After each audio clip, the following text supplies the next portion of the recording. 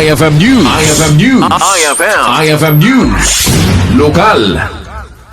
Nakibinulik iti lokal na gobyerno iti Badok ka iti Department of Trade and Industry wenno DTI tapno mapaduras ti salt industry iti komunidad.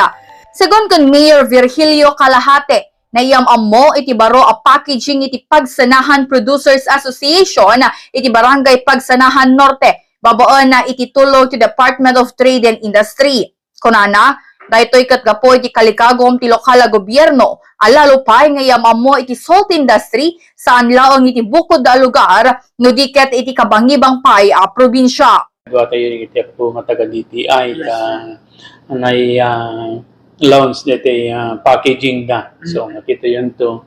Dito ikat nakapinpintas dito na design nga packaging dito salt tayo iti iling abado.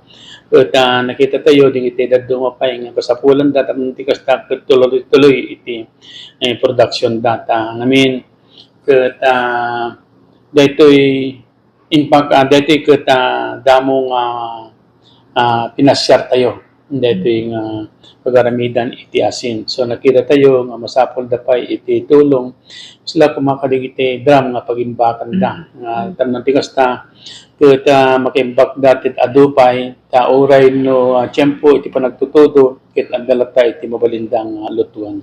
Nga bayagdan nga gararamid ti asin ng haan lang mag-ikan iti suporta iti naglablabas. Isa po nang itata na discover kan ado digiti na iti tulong baba na po iti DTI kan iti daduma pa yung DUST I think ini daduma. Ket isuga po nang nakita tayo nga dapat na may kanti suporta kan may kampay iti napimpintas nga pensyon tapno nadda padakkel dito yung production da iti salt.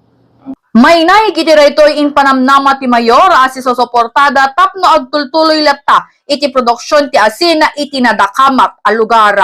Para iti IFM News, Idol Bernadette Toledo, Tatak IFM. IFM News. IFM News. IFM News. Lokal.